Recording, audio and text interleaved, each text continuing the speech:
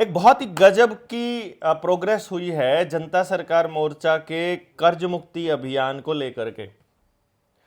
आपने देखा है कि पिछले कुछ महीनों से, लगभग 10 महीने हमें हो गए हैं, हम हर बैंक अधिकारी से टकरा रहे हैं, हम डेप्यूटी कलेक्टर से टकरा रहे हैं, तहसीलदार से बात कर रहे हैं और उनसे बात करके उनको समझाने की कोशिश कर रहे हैं। लेकिन कोई ऐसा समझदार अफसर अभी तक नहीं मिला जिसमें इतनी अक्ल हो कि वो उस कागज को पढ़ के, उसको समझ के इसके हिसाब से निर्णय ले सके कि कोई बोल रहा है, जनता से आवाज आ रही है, तो हम इसके ऊपर कुछ निर्णय ले सकें। लेकिन हमारी जो महाराष्ट्र के अंदर, आपकी कहाँ की टीम है? अहमदनगर में पाथर्डी, नेवासा और पूरे 14 तालुके हैं उसमें। पूरे 14 तालुकों के अहमदनगर में से हमारे पास सुहास भाई हैं, सुभाष बेताल। ये अपनी नगर की टीम से हैं और नगर की टीम में एक कुड़की होने वाली थी। कितनी तारीख को? 23 और 24 तारीख, 23, 24, 27 और 30 तारीख पिछले महीने की। अभी अच्छा, अभी आज की भी थी, मतलब कल और 2 दिन बाद। और 2 दिन बाद। हाँ। तो उसमें एक तहसीलदार का बड़ा रोचक मामला आपके सामने आया है। मैं कहूँगा कि सुहास भाई उसको एक्सप्लेन करें कि कैसे ये सब हुआ। पहले आप बताइए सभी देशवासियों को हिंदी में, और फिर आप मराठियों को बताइए मराठी में भी, जो गांव के लोग हैं उनको मराठी में भी बताइएगा। पहले हिंदी में बताइए कि क्या हुआ और कैसे कैसे ये प्रोसीडिंग हुई। सबसे पहले हमने जनता सरकार मोर्चे की ओर से सभी साथी को इकट्ठा किया। उनको जो पूरे षड्यंत्र चल रहे, देश में चल रहे, उनके साथ चल रहे और बैंकों का पूरा मायाजाल उनको समझाया। फिर उनको सब समझ में आ गया कि खुद के साथ क्या फ्रॉड चल रहा है। तो उन्होंने उनके लिए आवाज़ उठाने के लिए सबसे पहले हमने पूरा इकट्ठा करके ट्रेनिंग ले ली। ट्रेनिंग के बाद हमने देखा कि आगे चल के इसमें क्या क्या षड्यंत्र है। तो सभी समझदार लोग हमारे एक साथ जुड़े, जो पूरे अहमदनगर में अलग अलग तहसील से है। तो सब मिलके हमने फिर पहले हमारा जो विज्ञापन था, जो इस बारे में था कि ऐसा ऐसा करेंसी चलता है या बैंक हमारे साथ कैसा फ्रॉड करती है, तो इस बारे में हम सब मिलके पहले विभागीय कार्यालय जो कलेक्टर को चलाता है, जो कमिश्नर रहता है, उसके पास चले गए। उसको पूरा मसला समझाया हमने कि ये क्या षड्यंत्र चल रहा है और क्या नहीं। तो फिर उन्होंने उसको आईजी की तरफ भेज दिया और उसके ऊपर अभी कार्रवाई चल रही है। अभी तक कार्रवाई तो मतलब इतनी स्लो है कि बता नहीं सकते आपको, पर उसका आरटीआई के अंदर से उसका रिपोर्ट लेके अभी तक चल रहा है, प्रोसेस में चल रहा है। तो प्रोसेस तो कुछ भी नहीं कर रहे वो भी, उसमें तो प्रोसेस तो नहीं कर रहे, पर अभी आगे जाके हमें समझ में आएगा कि वो प्रोसेस नहीं कर रहे। तो इसलिए हमने अहमदनगर जिला कलेक्टर के पास अभी हमने एक ठिया आंदोलन लिया, जो 19 तारीख को लिया। तो उसमें एनबीएफसी और जो राष्ट्रीय बैंक का है उनके लिए वो आंदोलन किया। उसमें पूरे महाराष्ट्र से बहुत सारे साथी आए थे, लगभग 400 से 500 साथी। और उसमें पूरे की जो साथी आए थे वो पूरे एक बैंक के ग्राहक और कर्जदार थे। तो इनको सबको मिला के हमने वहाँ पे एक धरना किया और उसके बाद वो लेटर जो विज्ञापन दिया था वो हमने कलेक्टर को दे दिया। फिर कलेक्टर को देने के बाद अभी 23 को, 19 के बाद 23 को और 24, 27 और 30 तारीख को, ऐसे 2-3 5-6 अपने जो जनता सरकार मोर्चे के साथी थे उनकी कुड़की थी। तो अभी 23 को उनको सबसे पहले जो कुड़की रहती है तो उसके लिए जो पुलिस प्रोटेक्शन रहता है, तो पुलिस प्रोटेक्शन के लिए वो जो सामने वाली बैंक है उन्होंने अप्लाई किया एसपी के पास। तो एसपी ने एक विज्ञापन भेजा स्थानिक पुलिस स्टेशन को और उसमें सभी का बयान लेने की लिए वो विज्ञापन भेजा। उसमें लिखा कि सभी का बयान चाहिए कि जो अप्लाई करता है उसका, जिसके घर पे जाने का है उसका, और जो उसके घर की कुड़की करने वाले ये तीनों का भी उसमें उसका रिटर्न बयान चाहिए। तो ऐसा तो अभी तक हुआ नहीं था, पर जब हमने पहले ये कलेक्टर के पास विज्ञापन भेजा और धरना किया तो वो प्रोसेस मतलब लीगली, विज्ञापन नहीं, ज्ञापन, ज्ञापन भेजा, तो उसकी वजह से वो प्रोसेस फिर उन्होंने लीगली तरह से कर दी। तो फिर वहाँ पे पुलिस में जाके हमने बयान दिया कि ऐसा ऐसा हमारे साथ फ्रॉड हो रहा है, ऐसा ऐसा सब कुछ चल रहा है। तो फिर पुलिस वालों ने वो भेज दिया एसपी के पास और एसपी ने उनको परमिशन नहीं दी। और परमिशन ना देते हुए भी वो अपनी दादागिरी के भाव से वो हमारे घर पे आ गए, पहुंच गए, आज आ गए। तो फिर उनको वहाँ से घर से उठा के तहसील कार्यालय में लेके आए। और तहसीलदार ने यह पूरा उनके सामने और उनको बुला के उनको फटकार के भी ये पूछा कि आप कहाँ से आते हो। उन्होंने बोला कि हम थर्ड पार्टी है। तो फिर बैंक वाले का है, बैंक वाले तो वहां मौजूद नहीं थे, बैंक वाले भी नहीं आए, बैंक वाले को बुलाया तो भी नहीं आया, बैंक वाले का वकील तो भाग गया, बैंक वाले का वकील भी भाग गया, बैंक वाले के वकील ने देखा कि ये आईजी के पास कंप्लेंट चल रही, वो भी निकल गया।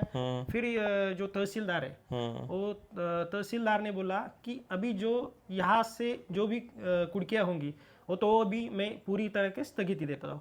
पूरा जो मतलब उसके एरिया में जो तहसीलदार के जो एरिया में आता है, एरिया में आता है वो पूरा स्थगित दे दिया। उसके बाद उसने फिर कलेक्टर को कॉल किया और उसको भी बोला कि अभी तक मेरे हिस्ट्री में ऐसा कभी नहीं हुआ कि कर्जदार आता है तो अकेला आता है, अकेला ही अकेली की परेशानी लेके आता है। पहली बार ऐसा हुआ कि वो पूरे गांव को और पूरे कर्जदार को एक साथ लेके पूरे जिले के कर्जदार हमारे जो साथी थे वो पूरे जिले के साथी वहां पर पहुंच गए। हाँ। लगभग 180 साथी थे, ठीक 80 के लगभग साथी थे, वो पूरे वहां जाके पहुंचे थे। और उन्होंने फिर वहां से कलेक्टर को कॉल किया कि ऐसा ऐसा हुआ है, जो अपना होम कलेक्टर रहता है जो कि ये ऑर्डर निकालता है उनके, तो वो भी बोले कि आगे से ये जो बैंक वाले जो ये षड्यंत्र कर रहे तो इनकी कौन सी भी जब्ती हम होने नहीं देंगे, अभी तो उसके लिए स्थगिति लगा दी उन्होंने। यानी कहने का मतलब ये हुआ कि तहसीलदार ने अपने लेवल पर इस बात को स्टे कर दिया कि आगे से कोई भी जब्ती वहां पर नहीं होगी जो उसके एरिया में पड़ता है। तो एक माइका लाल ऐसा मिला है पूरे देश के अंदर जिसने अपनी अक्ल का इस्तेमाल किया है कि यहाँ सिर्फ एक आदमी नहीं आ रहा है, यहाँ समाज उठ के आ रहा है। और समाज के उठकर आने में पहले हम इस मसले को समझ लें, पहले बैंक इस बात का जवाब दे दे जो सवाल पूछे हुए हैं, और जब तक इनका निपटारा नहीं होता है मैं कोई कुड़की अपनी तहसील में नहीं करूंगा। तो पूरी तहसील में कुड़कियों का रुक जाना मेरे ख्याल से ये एक बहुत बड़ा माइलस्टोन है पूरे देश के लिए। और आप लोगों की जो जेएसएम के साथियों की मेहनत है उस मेहनत को ये एक परिणाम है। और बहुत ही जल्दी पूरे देश में जहां जहां जनता सरकार मोर्चा की यूनिट्स हैं वो सारी यूनिट अपने अपने तहसीलदार और अपने जिला के कलेक्टर्स को, मतलब अगर 100 200 500 400 लोग अगर इकट्ठे होते हैं और इकट्ठे होकर अपने जिला कलेक्टर को ये कहते हैं कि इस जिले में अगली कुड़की होने से पहले बैंकों से सारा जवाब मांग लो, तो मुझे लगता है कि एक बहुत बड़ा स्टेप इस आगे बढ़ा जा सकता है और लोग बाग इसमें बड़ी राहत पा सकते हैं और समाज को एक बड़ी दिशा मिल सकती है। बैंकों के इस फ्रॉड का पता अधिकारियों को भी चलेगा तो पता चलेगा कि उनको भी बर्बाद किया जा रहा है। तो मैं चाहूंगा आप अपनी इस बातचीत को मराठी में भी एक बार सभी के लिए बताएं। आम्ही सर्व अहमदनगर जिल्ह्यातील रहिवासी आणि जिल्ह्यातील तालुक्यातील सर्व एकत्रित जनता सरकार मोर्चाचे आम्ही मित्र परिवार, तर आम्ही सर्वांनी मिळून प्रथमतः जनता सरकार मोर्चाबद्दल पूर्ण माहिती घेतली आणि जनता सरकार मोर्चाची ज्या ठिकाणी 3 दिवसीय ट्रेनिंग होती ती ट्रेनिंग अटेंड केली। त्यानंतर 3 दिवसीय ट्रेनिंगमध्ये जे बँकेचे जे काही षड्यंत्र चाललेले आहे, बँकेकडून आपल्याला जी फसवणूक चाललेली आहे ती फसवणूक सह त्यानंतर आपल्या ज्या आसपासच्या भरपूर साऱ्या ज्या आरोग्य गोष्टी आहे किंवा शेतीविषयी गोष्टी आहेत, या सगळ्यांचे जे षड्यंत्र आहे सगळे 3 दिवसीय ट्रेनिंगमध्ये आम्ही समजून घेतले। ते समजून घेतल्यानंतर आम्ही तालुक्यातील सर्व आणि तालुक्याच्या बरोबर जिल्ह्यातील सर्व काही जे काही कर्जाने पीडित असणारे जे ग्राहक होते आणि जे आमचे मित्र परिवार होते ज्यांना समाजकार्यामध्ये सुद्धा रुची होती, असे सर्व आम्ही एकत्रित आलो आणि आम्ही सर्वांनी मिळून ह्या बँकिंग सिस्टीम विरोधात एक आवाज उठवण्यासाठी तयारी केली। तयारी केल्यानंतर आम्ही सर्वात प्रथम वेगवेगळ्या फायनान्स कंपन्या, बँका यांना जे जनता सरकार मोर्चाचं आवेदन आहे ते पाठवल्यानंतर आम्हाला 100% असं जाणवलं की त्यांच्याकडून कुठलेही उत्तर येत नाहीत। म्हणजे सरळ सरळ ते आपण जे पाठवले त्याला ग्राह्य धरून की ह्या गोष्टी आमच्याकडे उपलब्ध नाही आहेत। म्हणजे ते जे षड्यंत्र आम्हाला जे कळले या सगळ्या गोष्टीतले ते षड्यंत्र खरोखर सगळे सत्य आहेत, या गोष्टीची शहानिशा पूर्ण जिल्ह्यातील लोकांना होऊन गेली। त्यानंतर जिल्ह्यातील लोक आणखीन एकवटले, तालुक्यातील लोक एकवटले, प्रत्येक ठिकाणी प्रत्येक जागोजागी जनता सरकार मोर्चाचे सर्व साथी तयार झाले आणि आम्ही सर्वांनी मिळून प्रथमतः विभागीय आयुक्त नाशिक या ठिकाणी आम्ही एक निवेदन दिलं। त्या ठिकाणी आम्ही 20-25 मित्रपरिवार गेलो होतो, तर त्यांनी ते आयजींकडे पाठवलं। त्यावर तक्रार म्हणून त्यांनी केलं की तक्रार म्हणून आयजींकडे त्यांनी फॉरवर्ड केलं। तर आयजींनी आता ते स्थानिक अहमदनगर जे SP ऑफिस आहे किंवा स्थानिक पोलीस स्टेशन तिथं पाठवलं आणि गेल्या 3 महिन्यापासून आम्ही ती प्रोसेस केली होती। तर आत्तापर्यंत त्यांनी जे आयजींनी जे लेटर काढले त्यावर तर कुठली कारवाई केली नाही। त्यानंतर आम्हाला लक्षात आलं की कुठली कारवाई होत नाही, ही खूप स्लो कारवाई. मग आम्ही 19 जानेवारी 2024 रोजी जिल्हाधिकारी कार्यालय अहमदनगर येथे जिल्हाधिकारी कार्यालयासमोर जनता सरकार मोर्चा आणि विविध मित्रपरिवार आणि ग्राहक वर्ग यांच्या सर्वांच्या मिळून एक ठिय्या आंदोलन केलं, जे की बँकांच्या जे षडयंत्र चालू होते यांच्या विरोधात होतं. तर ते केल्यानंतर आम्हाला तिथे जाणवलं, आम्ही सरासरी 500-600 लोक तिथं उपलब्ध होतो. तर त्या ठिकाणी असं जाणवलं की खरोखर यांना पण लक्षात येतं आहे, अधिकारी लोकांना पण लक्षात येतं आहे. तर त्यानंतर पुढील आत्ता आमच्या शेजारी तालुक्यात पाथर्डी या ठिकाणी एकाच टायमाला एका NBFC कंपनीच्या 23, 24, 27 आणि 30 तारखेला जप्ती होत्या. तर त्या जप्तीसाठी आम्हाला पोलीस स्टेशनला त्यांनी SP ऑफिसला जी पोलीस प्रोटेक्शन पाहिजे त्याच्यासाठी त्यांनी मागणी केली होती त्या कंपनीने. तर त्यांनी लिगली ह्यावेळेस प्रोसेस केली आणि लिगली प्रोसेस करताना स्थानिक पोलीस स्टेशनला बोलून घेऊन आमचा जबाब घेतला, जो कर्जदार आहे त्याचा, त्यानंतर जो अर्जदार आहे त्याचा, आणि जी थर्ड पार्टी कंपनी तिथं कुलूप लावण्यासाठी येणार होती, जप्ती करण्यासाठी येणार होती, त्या कंपनीचा. तर त्या ठिकाणी असं जाणवलं की थर्ड पार्टी जी कंपनी ती कुठली अधिकृत माहिती घेऊन नसते किंवा अधिकृत त्यांच्याकडे कुठलाही ID वगैरे किंवा भरपूर साऱ्या गोष्टी त्यांच्याकडे डिफॉल्ट असतात. त्याबद्दल त्यांना त्या स्थानिक पोलीस स्टेशनमध्ये पोलिसांनी भरपूर साऱ्या पद्धतीत त्यांना म्हणजे त्यांना समजून सांगितलं.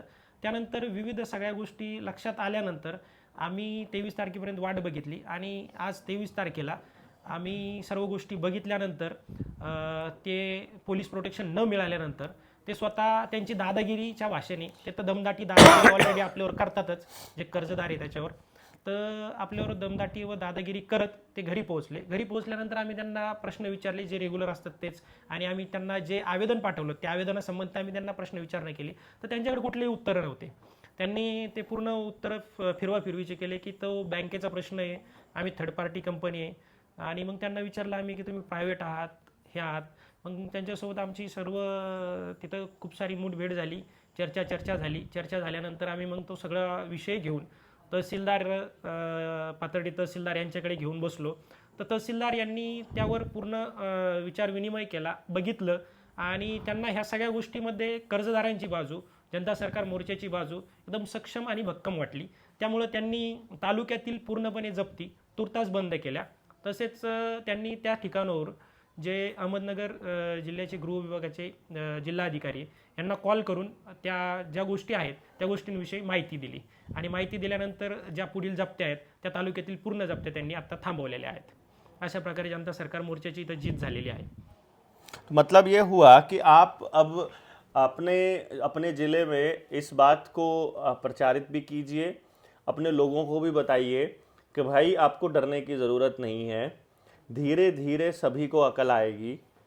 ऐसा ना हो कि कोरोना वाले टाइम की तरह ही हो कि जब सबको वैक्सीन लग चुकी थी, 2-2 डोज लग चुकी थी, तब जा कर के प्रधानमंत्री के कार्यालय से उनकी सेक्रेटरी ने ये बताया, ACS ने, एडिशनल चीफ सेक्रेटरी ने, कि भैया हमने तो किसी के साथ ज़बरदस्ती करी नहीं, जिसने वैक्सीन लगवाई अपनी मर्जी से लगवाई थी, ये एफिडेविट आपको मालूम होगा। तो तब जाके सुप्रीम कोर्ट ने उसके ऊपर संज्ञान लिया जब सारे देश को लग चुकी थी। तो अभी आपको फिर से यही समझना पड़ेगा कि RBI जब आपको ये बताएगा कि हमने तो आदेश पारित किया हुआ था कि जो डिस्प्यूटेड मामला है उसमें कोई रिकवरी वाला एजेंट आ ही नहीं सकता आपके घर पे, ना आपकी गाड़ी ले सकता, ना आपके घर पे आ सकता है जब तक मामला डिस्प्यूट सॉल्व ना हो जाए। और यही बात जो है सारा का सारा प्रशासन आपको बोलेगा, और यही बात आने वाले टाइम में पूरा सिस्टम बोलेगा। तो कल को जब सब कुछ बर्बाद हो चुका हो तब आप जागे, उससे बढ़िया ये है कि CBDC आने से पहले आप खड़े हो जाइए, अपने आसपास पड़ोस के साथ आइए और खड़े होकर के इस आंदोलन को और बड़ा कीजिए, इन लोगों को राहत दीजिए। तो जो आज 27 तारीख को होनी थी, आज नहीं हुई, 23 की थी, आज की नहीं, आज भी नहीं हुई है, इसके बाद बाकी सब कैंसिल हो गया है। तो आप ये मान करके चलिए कि एक बहुत बड़ा मतलब एक स्टेप है, एक बहुत बड़ा स्टेप फॉरवर्ड है, एक जीत का मसला है जिसको आप लोग सेलिब्रेट कर सकते हो और अपने अपने जिलों में कलेक्टर को इसके लिए घेर सकते हो। बाद में हम कोर्ट में तो घेरने वाले ही हैं। जो इनका पेपर करेंसी जो ये कॉइनेज एक्ट 2011 है, ये भी अनकॉन्स्टिट्यूशनल है। साथ में सरफेसी एक्ट तो है ही अनकॉन्स्टिट्यूशनल पूरी तरह से। ये हमारे मौलिक अधिकारों का ही हनन करने के लिए बनाया गया है। डीआरटी भी पूरी तरह से अनकॉन्स्टिट्यूशनल है, वो भी सिर्फ इसलिए बनाया गया है कि वो बैंकों को ज़्यादा से ज़्यादा राहत दे सके और लोगों की ज़मीनों को कुड़के कर सके और बीच में दलाली जो है वो वकील लोग खा सके। तो इन सब चीज़ों को समझते हुए आप अपनी पड़ोस को जागृत कीजिए, उसको बताइए। शर्माने की ज़रूरत नहीं है। अगर आप कर्जदार हैं तो आप कर्जा नहीं चुका पा रहे हैं तो उसमें आपकी कोई शर्म की बात नहीं है। 90% लोगों की ज़मीन, मकान, दुकान, ट्रैक्टर, गाड़ी सब नीलाम होने ही वाला है, क्योंकि जितनी पेपर करेंसी है वो तो सिर्फ 34 लाख करोड़ रुपए की पेपर करेंसी है और देश के लोगों ने कर्जा देना है 176 लाख करोड़ रुपए का। तो इसका मतलब ये हो गया 142 लाख करोड़ रुपए तो आपके जाने ही जाने हैं। तो आप उसमें से एक हो सकते हैं। ऑब्वियसली लॉकडाउन भी जब फ्रॉड था, लॉकडाउन लगाकर आपका धंधा बर्बाद करना आपकी ज़मीनों को कंट्रोल करने के लिए, काबू करने के लिए ही था। यहाँ महाराष्ट्र का तो हाल ऐसा है, अगर विदर्भ में चले जाओ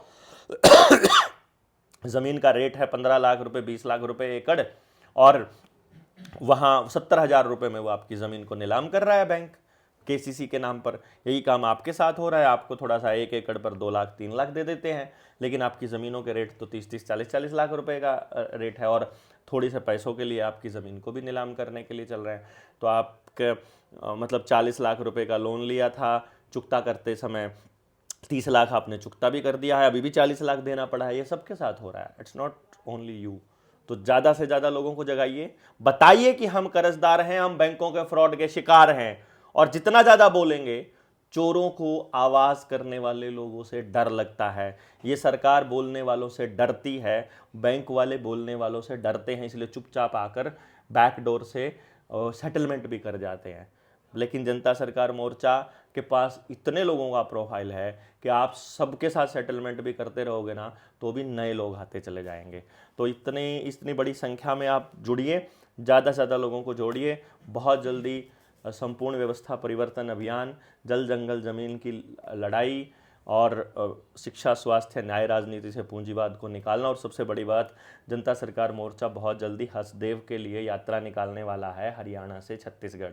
तो उसके लिए भी आप लोग तैयार रहिए। रास्ते में आने वाले जो भी साथी हैं, जहाँ के भी साथी हैं, वो लोग अपने अपने लोगों को जगाइए, तब तक हम लोग वहाँ पहुँचते हैं। तो आप सब लोग शेयर कीजिए, ज़्यादा से ज़्यादा लोगों तक पहुँचाइए, और बताइए कि अब डेप्यूटी कलेक्टर्स को घेरने का समय आ गया है। जय हिंद, जय भारत।